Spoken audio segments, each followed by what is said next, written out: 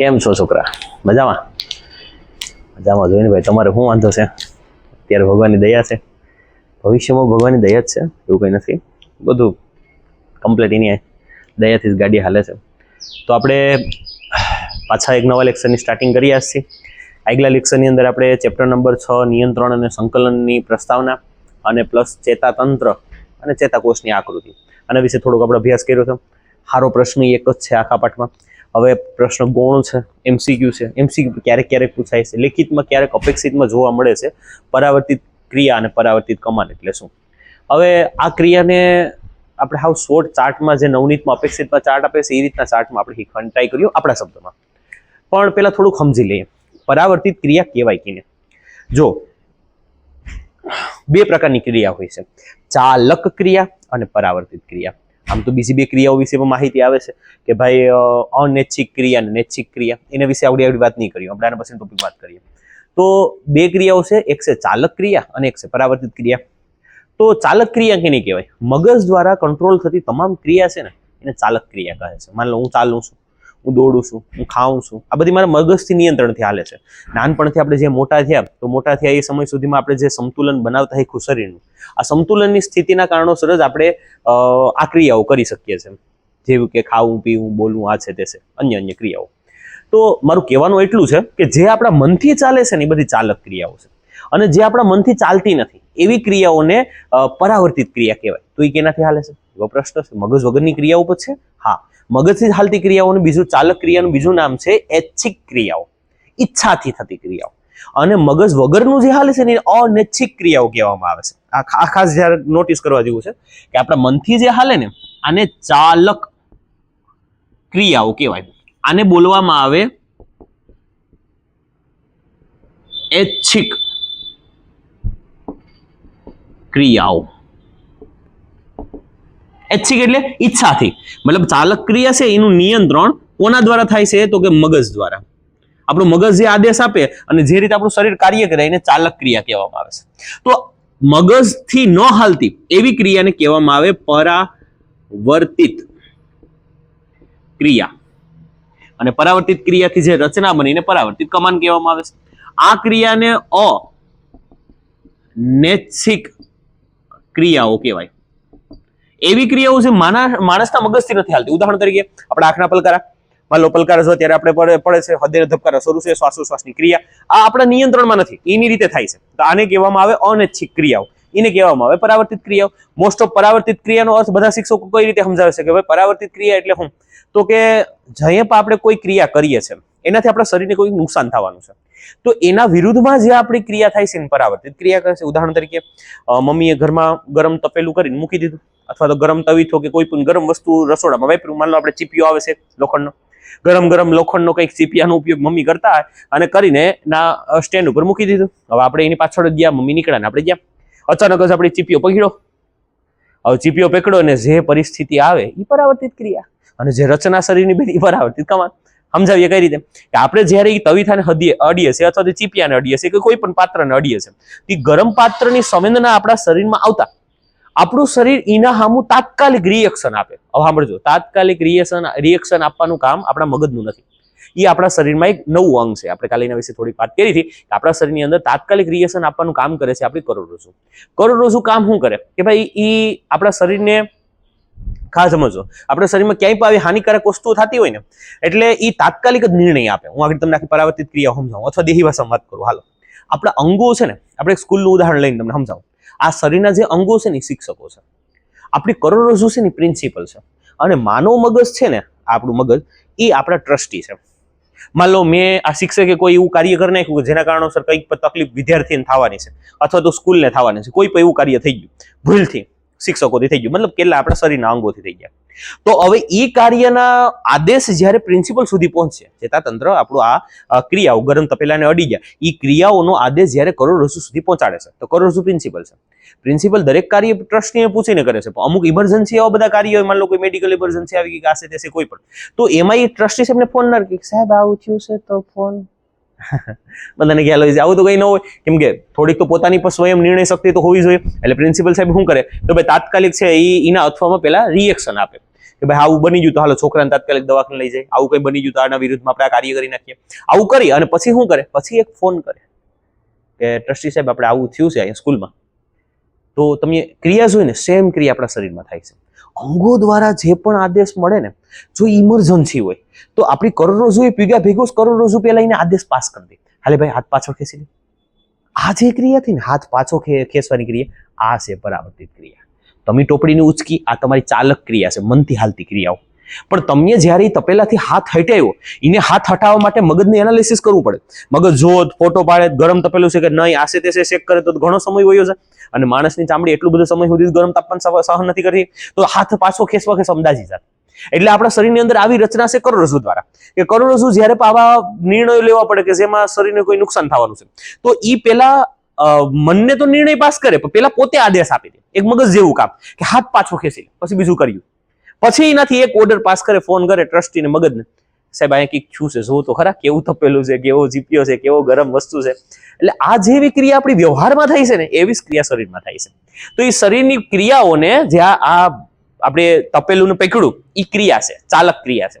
પણ આપણે તપેલા ઉપરથી જે હાથ ખેંચી લીધો, એ છે પરાવર્તિત ક્રિયા. અને આ ચાલક ક્રિયા અને પરાવર્તિત ક્રિયાથી બનતી જે રચના છે ને, એને કહેવામાં આવે પરાવર્તિત કમાન. તો થોડું ઘણું અહીંયા માહિતી તમને આપું. પેલા આ એક વસ્તુ નોટિસ કરી લેજો. હા, તો જે મગજ પરાવર્તિત ક્રિયાઓ છે એનું નિયંત્રણ કરોડરજ્જુથી થાય. કરોડરજ્જુ જે આપણે પાછળ મગજની જેટલી નસો છે એ સી આકારના મણકાઓમાંથી વચ્ચે પસાર થાય છે. તો આ જે રચના બનીને કરોડરજ્જુ કહેવામાં આવે છે. ટીક કરી લો, લખી લો, સોરી, પછી આને ચેકી નાખો. આપણે પરાવર્તિત કમાન શીખવાનું છે. હા, લઈ લીધો સ્ક્રીનશોટ અથવા પુશ કરી લેજો. એટલે બધી ટાઈમ વિડીયોમાં ન હોય એમ કે તમે લખો ને સ્કૂલની જેમ હું એટલો ટાઈમ ફાડું. અપલોડિંગમાં બહુ તકલીફ પડે. અને બધાને બીજી ખાસ સૂચના ભાઈ, તમે વિડીયો જોતા હોય તો થોડીક હાઈ ક્લિયરિટીમાં લઈ રહ્યો છો, કેમ કે થોડુંક આ વાતાવરણ અહીં ખુલ્લું છે, લાઇટિંગની કોઈ સુવિધા છે નહીં, એટલે થોડુંક નોર્મલ ને કુદરતી વાતાવરણમાં ગાડી હાલે આપણી. તો ક્યાંક દેખાવમાં આશે તેશે થોડી તકલીફ પડતી હોય તો તમારી રીતે જરાક એડજસ્ટ કરી લેજો. હા, બાકી આમ થોડુંક આમ કટઆઉટ તો રહે. થોડુંક બોર્ડ નીચે છે, બોર્ડના એંગલ પ્રમાણે જોવા જાય ને તો અહીંથી હું તમને ચોખ્ખો દેખાય, બાજુમાં થોડુંક કટિંગ થઈ જાય તો હલવી લેજો. હાલો, તો હવે આપણે શીખવાનું છે પરાવર્તિત ક્રિયા કિને કહેવાય. થોડુંક ઉપરથી જ લખીએ. પરાવર્તિત ક્રિયા એટલે શું? અને બીજો આપણે શબ્દ શીખવાનો છે પરાવર્તિત કમાન. બે શબ્દ આપણે શીખવાના છે. તારી પરાવર્તિત ક્રિયા વિશે માહિતી આપી દીધી ભાઈ. શરીરમાં થતી હાનિકારક ક્રિયાઓના વિરુદ્ધમાં આપણું શરીર જે પ્રતિક્રિયા આપે છે એને પરાવર્તિત ક્રિયા કહે છે. સાદી વ્યાખ્યા લખવી તો લખી નાખીએ કે ભાઈ શરીરમાં થતી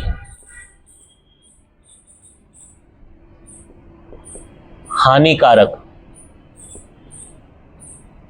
ક્રિયાઓ ના વિરુદ્ધમાં શરીર દ્વારા મતલબ કરોડરજ્જુ દ્વારા થતી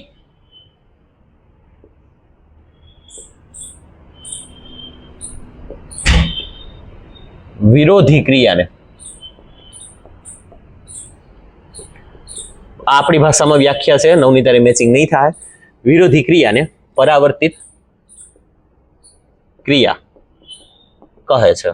માનો આપણું શરીર કોઈ ક્રિયા કરે છે, માન લો હાલતા હાલતા આપણે જતા હતા, કાલે મેં ઉદાહરણ આપ્યું હતું, ખીલ્લી ઉપર આપણો પગ પડી ગયો. હવે ખીલ્લી આખે પગમાં ખૂંચતી નથી, કેમ કે આપણે ધીમી સ્પીડમાં છે. હવે ધીમી સ્પીડમાં છે, પણ જઈએ ખીલ્લી ઉપર થોડોક પગ મૂકીએ એટલે આપણો પગ થોડોક ઉચકી જાય. રાતના સમયે આપણે અંધારામાં જતા હતા અને અંધારામાં જવા સમયે જ આપણા પગ અચાનક જ આપણો દોરડા ઉપર પડી ગયો. હવે એ દોરડું છે એ તો કોને ખબર છે, અંધારામાં તો કોને દેખાય. પગ પેડા ભેગો જ આપણો પગ તરત જ પાછળ ખેંચાઈ જાય. તો આપણે શું લાગ્યું કે એ દોરડો નથી, એ સાપ છે. તો આપણે જે ચાલતા હતા, હાલતા હતા, એ આપણી ચાલક ક્રિયા છે. પણ દોરડા પર પગ મૂક્યાનો પછી જે આપણો પગ પાછો ખેંચાણો એ પરાવર્તિત ક્રિયા છે. એટલે વ્યાખ્યા કેવી બને તો કે શરીરમાં થતી હાનિકારક ક્રિયા જેનાથી આપણા શરીરને નુકસાન થવાનું હોય, આ ક્રિયાની વિરુદ્ધમાં શરીર દ્વારા થતી જે ક્રિયા છે, વિરુદ્ધમાં શરીર દ્વારા થતી ક્રિયા, પગ પાછો ખેંચવો, હાથ પાછો ખેંચવો, તમારા હાથમાં માથ ફેરવી અને આંખના પલકારા પડી જવા, આ બધી ક્રિયાઓ છે ને એને પરાવર્તિત ક્રિયાઓ કહે છે. જેનું નિયંત્રણ ખાસ કરી અને કરોડરજ્જુ દ્વારા થાય છે. આ ખાસ યાદ રાખજો, લખતો નથી. આનું નિયંત્રણ કરોડરજ્જુ દ્વારા થાય છે. મેં આગળ તમને સમજાવી દીધું. હવે આપણે પરાવર્તિત કમાન ને દોરવાનો છે કે આખી ક્રિયાને આપણે દોરવી હોય તો કઈ રીતે દોરી શકીએ. તો એક કામ કરું, વિડીયો લાંબો નથી કરતો, હું તમને અહીં દોરી દઉં, તમે પછી એના ઉપર આપણે મુદ્દા બનાવીએ. વિડીયો પુશ કરું ઘડી. હા, જો એક નાનું એવું આપણે પરાવર્તિત કમાનની આકૃતિ દોરી છે. ઉદાહરણ તરીકે આપણે એક ઉદાહરણ લઈએ કે કોઈ ગરમ પાત્ર છે જેને અચાનક જ આપણો હાથ અડી ગયો. તો ગરમ પાત્રને જ્યારે આપણો હાથ અડ્યો તો ગરમ પાત્રમાંથી જે સંવેદનાઓ આવી, મારા હાથમાં આ ગરમ પાત્ર છે, આમ અડ્યો, તો અહીંથી જે આ ગરમીની સંવેદનાઓ છે એ ચેતાકોષ ગ્રહણ કરશે. એટલે લખવામાં આવીને સંદેશાગ્રાહી અંગ. એ કયો છે? મતલબ દુર્ગંધ ક્યાંક આવે છે અથવા તો આપણે કોઈ જગ્યાએ પગ પડી ગયો છે, દુર્ગંધ વાળી વસ્તુ છે, તેની દુર્ગંધ નાકમાં આવે છે તો નાકને સંદેશાગ્રાહી અંગ કહેવાય. મેં જોયું કે સામેથી કોઈ પ્રાણી મારા તરફ દોડતો આવે છે તો મારો સંદેશો આપવા વાળી આંખ છે, તો આને સંદેશાગ્રાહી અંગ કહેવામાં આવે. અચાનક જ મારે ધ્યાન બીજે હતું ને મેં અચાનક જ ગ્લાસ એક ઉપાડીને પી લીધું. હવે પીધેલી વસ્તુ પાણી નથી, પીધેલી વસ્તુ દારૂ નહીં, બીજું કોઈ વસ્તુ. તમે દારૂમાં જાઓ, ઊંધા વિચાર કરો. કોઈ બીજી વસ્તુ, માન લો લીંબુનો રસ હતો અને પીવાઈ ગયો. હવે જીભમાં જાતા ખબર પડી કે આ તો કંઈક અલગ સ્વાદ છે. તો હવે નાથી જે સંદેશો ઉત્પન્ન થાય તો આને સંદેશાગ્રાહી અંગ કહેવાનું. જે જગ્યાએથી આપણે સંદેશો મળે, મેં કાલે તમને 5 જગ્યાઓ કીધી હતી: આંખ, કાન, નાક, જીભ અને ત્વચા. આ 5માંથી જ્યાંથી પણ સંદેશો મળે ને સંદેશાગ્રાહી અંગ કહેવાય. આ સંદેશાગ્રાહી અંગ દ્વારા જે આપણે સંદેશો મળે એ સંદેશાને ચેતાકોષો કરોડરજ્જુ સુધી પહોંચાડે છે. આ મગજને આગળ બાયપાસ રાખો. હવે આ આપણા શરીર માટે ગરમ પાત્રનો અડેલો સંદેશો છે, મતલબ આપણા શરીર માટે હાનિકારક સંદેશો છે. તો કરોડરજ્જુ શું કરશે કે આની વિરુદ્ધમાં જ અહીંથી એક આદેશ આપી દે. આદેશ આપવાનું કામ મગજનું છે, પણ શરીરને નુકસાન થાય એમ છે, સ્કૂલને નુકસાન થાય એમ છે, તો ટ્રસ્ટીની વાત નહીં જોવામાં આવશે. તરત જ પ્રિન્સિપલ સાહેબ પોતાનો નિર્ણય લે. તો અહીંથી કરોડરજ્જુ પોતે નિર્ણય લેશે કે ભાઈ આપણે બહુ મોટો નિર્ણય લઈ લે કે ભાગો આ છે એવું કઈ, બસ એક નિર્ણય લેશે નાનો મોટો કે ભાઈ અંગ પાછળ ખેંચી લો. એટલે કરોડરજ્જુ અહીંથી એક ચેતાકોષોને આદેશ આપશે. શું આદેશ આપશે? ક્યાં આપશે? તો કે અંગોની સ્નાયુ પેશીની. મારો સંદેશો ક્યાંથી આવ્યો છે? મારા હાથમાંથી સંદેશો આવ્યો છે, ગરમ તપેલું અડી ગયું, તો મારો મગજ નહીં, સોરી, કરોડરજ્જુ અહીંથી સંદેશો પાસ કરશે. તમારી આકૃતિમાં તમારા હાથ તપેલાને અડે છે ને એવું બુકમાં આકૃતિ દેખાય છે, તો રિટર્ન જો એક પાછો સંદેશો મળે છે. એ સંદેશો સીધે આપણી સ્નાયુ પેશીમાં જાય. આપણા શરીરમાં સ્નાયુ પેશી આ અને આ બે જગ્યાએ સ્નાયુ પેશી હાથમાં હોય. તો હાથના આ બે સ્નાયુ પેશીને સંદેશો જાય કે ભાઈ હાથ પાછળ ખેંચો, એટલે આ સ્નાયુ પેશી ગતિ કરી અને આપણા અંગને ગતિ કરાવશે. અંગને ગતિ કરાવીને ગરમ તપેલાથી આપણા હાથને દૂર લઈ લે. તો કહેવાનો ભાવાર્થ અહીંયા થયું કેવું કે જો મગજ આમાં પડે, આખી ઘટનામાં મગજ પડે, તો મગજ એનાલિસિસ કરે. ગરમ તપેલું છે, હા, આપણે કાલે જોયું ને મચ્છરવાળી ક્રિયા, હા, કે પેલા શું કે આદેશ આપે આંખને ફોટો પાડતો ભાઈ, હવે આખું ફોટો પાડે, એમાં ધવાડા નીકાળીને પછી આમ હેરખેથી ઝૂમ કરીને જોઈને ત્યાં તો બહુ વાર લાગી જાય, દાદી જાય. એટલે અમુક શરીરની ક્રિયા એવી છે કે જેમાં શરીર લાંબુ વિચારે તો શરીરને નુકસાન થાય એમ છે. તો તાત્કાલિક એક નિર્ણય લેવાની જરૂર પડે. એ તાત્કાલિક નિર્ણય લેવાની જે જરૂર પડી ને એ કરે કરોડરજ્જુ આપણી. અને અહીંથી જે આ ક્રિયા થઈ ને, આ છે આપણી પરાવર્તિત ક્રિયા. આ થઈ આપણી ક્રિયા, આ થઈ પરાવર્તિત ક્રિયા. આપણી ક્રિયાઓ જે અહીં થઈ છે એ ક્રિયાઓનો સંદેશો જ્યારે અહીં પૂગે તો અહીંથી જે નીકળતી ક્રિયા છે આને આપણે પરાવર્તિત ક્રિયાની સ્વરૂપમાં દર્શાવીએ છીએ કે જો આ ક્રિયા છે ને એ પરાવર્તિત ક્રિયા છે.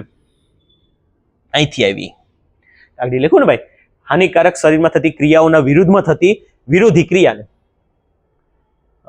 ક્રિયાના વિરુદ્ધમાં શરીર દ્વારા થતી વિરોધી ક્રિયાને, આ શરીર દ્વારા થતી વિરોધી ક્રિયા છે હાથ પાછળ ખેંચવાની, તો આને પરાવર્તિત ક્રિયા કહી શકાય. તો મગજનું કામ કે ભાઈ કરોડરજ્જુ અહીંયા આદેશ તો આપી દીધો, શરીર તો બસી ગયું, પછી જોવું તો પડીએ ને કે શું છે, સાપ છે, દોરી છે, સાપ હોય તો નથી ભાગવું પડે ને ગોલો સામો આવવાનો છે, ગરમ તપેલું છે તો બીજી વાર ન અડી જાય એ જોવું પડે. તો અહીંથી પછી એક સંદેશો અહીંથી કાર્ય શરૂ થઈ જાય અને એક સંદેશો મગજને પણ પાસ કરી દેવામાં આવે. મગજ તરફ સંદેશો મોકલો એવું આકૃતિમાં દોરેલું છે. મગજ તરફ સંદેશો મોકલી દે એટલે પછી મગજ જોહે પગ હટાવીને કે ભાઈ સાપ છે કે દોરી છે, ગરમ તપેલું મૂકીને આ શું છે, ગરમ છે, ઠંડુ છે, આ છે તે છે, જો કે મહેસૂસ તો થઈ ગયું હોય પણ તોય મગજ પછી આખી માહિતી મેળવશે કે હું થયું, એટલે બીજી વખત આવે આપણી ભૂલ ન થાય. એટલે કહેવાનો મતલબ કે આ રીતની જે રચના છે ને આને કહેવામાં આવે પરાવર્તિત કમાન. હવે આપણે મુદ્દા બનાવવા હોય તો આના મુદ્દા હાવ સિમ્પલ છે, હું બનાવતો નથી, અપેક્ષિતમાં દર વખતે આવે છે, મારા શબ્દ સાંભળજો ખાસ, ધીમે ધીમે એક એક મુદ્દો સાંભળવાનો પુશ કરતો જાવ, લખતા જજો, કેમ કે એવડો ટાઈમ નથી ને ભાઈ, વધારાના પ્રશ્નમાં ટાઈમ પાસ કરવાનું કોઈ મહત્વ નથી. આપણે લખવાનું ભાઈ કે કોઈ ગરમ પાત્રને જ્યારે આપણો હાથ અડગે છે તો એ ગરમ પાત્રમાંથી હાથમાં જે ગરમ પાત્રના સંદેશાઓ આવે છે એ સંદેશા ગ્રહણ કરી ચેતાકોષો દ્વારા કરોડરજ્જુ સુધી પહોંચાડવામાં આવે છે. આના બે મુદ્દા બનાવવાના કે ભાઈ ગરમ, ધીમેથી બોલું પાછું, ગરમ તપેલું જ્યારે હાથ ઉપર અડગે છે ત્યારે હાથમાંથી સંદેશાઓ ઉત્પન્ન થાય છે, સંદેશાગ્રાહી અંગ હાથમાંથી સંદેશા ઉત્પન્ન થાય છે જે કરોડરજ્જુ સુધી પહોંચાડવામાં આવે છે. હવે કરોડરજ્જુ તરત જ એના વિરુદ્ધમાં પ્રતિક્રિયા આપે છે અને ચેતાકોષોને આદેશ આપે છે, સ્નાયુ અંગો સુધી પહોંચાડે છે, સ્નાયુ પેશી સુધી પહોંચાડે છે આદેશને, અને સ્નાયુ પેશીને આદેશ આપે છે કે તમે હાથને પાછળ ખેંચો, એટલે અંગનો હાથ પાછળ આપણો ખેંચાય છે. બોલવામાં થોડું કટપટું લાગે, પણ કોઈ દી મેં લખ્યું પણ નથી, કેમ કે કોઈ દી પરીક્ષામાં પૂછાયું નથી. એટલા વર્ષો વયા જાય, એમાં કોઈ દિવસ આ પ્રશ્ન પરીક્ષામાં ક્યારેક ક્યારેક જોવા મળે છે, તો આ પ્રશ્ન પૂછાય તો બહુ મહત્વ નથી. આપણે ખાલી અહીં બે શબ્દ શીખવાના છે. કરોડરજ્જુ જે આદેશ આપે ને આપણું શરીરનું અંગ ગતિ કરે, આને પરાવર્તિત ક્રિયા કહેવામાં આવે. અને જે આખી અહીંથી સંદેશો મેળવ્યો અને સંદેશાની વિરુદ્ધમાં કામ કર્યું, આ જે આખું તંત્ર બને છે, આને કહેવામાં આવે છે પરાવર્તિત કમાન. પછી છેલ્લો મુદ્દો લખવાનો કે કરોડરજ્જુ દ્વારા આ સંદેશાઓને મગજ સુધી પહોંચાડવામાં આવે છે, અને પછી આખી ક્રિયાઓનું એનાલિસિસ કરવામાં આવે છે. તો આજનો વિડીયો આપણે નાનો રાખીએ. આ વિડીયાની અંદર બસ આપણે ખાલી પરાવર્તિત ક્રિયા, પરાવર્તિત કમાન વિશેની માહિતી મેળવી, અસ્થાયિક બીજી બે શબ્દ વિશે માહિતી મેળવી લઈએ. આગળ જો કે મેં તમને કહી જ દીધું, ઐચ્છિક ક્રિયા એટલે શું, અનૈચ્છિક ક્રિયા એટલે ક્યાં ક્યાં થાય. તો આપણે હાલીએ છીએ, બોલીએ છીએ, હું અત્યારે વિચારીને તમારે આમ બોલું છું ને, તમારા મનથી થતી ક્રિયા છે, આ ઐચ્છિક ક્રિયાઓ છે. તો અનૈચ્છિક ક્રિયા કઈ છે? આગળ બોલો, આંખના પલકારા પડવા, હૃદયના ધબકારા હાલવા, આ બધી અનૈચ્છિક ક્રિયાઓ છે, જેનું નિયંત્રણ કરોડરજ્જુ દ્વારા થાય છે. એટલે આપણે રાતના સમયે હોવા સમયે પણ આપણું મગજ કામ નથી કરતું, આપણા હૃદયના ધબકારા, શ્વાસોશ્વાસ દર વધઘટીની રીતે થયા કરે. આપણે નીંદર આવી જાય તો આપણા હૃદયના ધબકારા ઘટી જાય છે, તો મગજ તો બનશે. તો પશ્વ મગજનો એક ભાગ આધો શરૂ હોય છે, બાકી મેન કામ આપણું રાતના સમયે અથવા કોમાના સમયમાં આપણી કરોડરજ્જુ કરે છે. તો આજના લેક્ચરમાં એટલું રાખીએ. તમારે સ્ક્રીનશોટ કમાન્ડનો લેવો હોય તો લઈ લેજો, આના મુદ્દાની જરૂર નથી. પણ જો કદાચ એવું આઈએમપી છેલ્લે પ્રશ્નો આવશે બોર્ડના લીથામાં ને કરવા જેવું લાગશે તો કરાવી, બાકી કઈ જરૂર નથી. બસ ખાલી વ્યાખ્યા છે, એ પણ આપણા ઘરની વ્યાખ્યા છે. બેમાંથી એક કોઈ મુદ્દાનું કોઈ મહત્વ છે નહીં, કેમ કે આમાં કોઈ એવો ડિજિટલ મુદ્દો નથી કે જેમાંથી એમસીક્યુ બહાર નીકળી શકે. બસ પરાવર્તિત કમાન એટલે શું અને પરાવર્તિત ક્રિયા એટલે શું, એનો કોન્સેપ્ટ તમારા મગજમાં ક્લિયર હોવો જોઈએ. એટલે આ મુદ્દાને બહુ વધારે મહત્વ આપવાનું છે નહીં. બાકી શું તમારે કંઈ લખવાની જરૂર પડે તો ટેક્સ્ટ કરજો, અથવા તો તમને નવનીતમાં જૂની અપેક્ષિત હોય તેમાં પણ તમને આ લેખિતમાં મળી જાય. હાલો અસ્તુ, જય ભગવાન. એકવાર સ્ક્રીનશોટ લઈ લો, હેરખે લખી લો. હાલો આવતા લેક્ચરમાં મળીએ. રામ રામ ડાયરાને.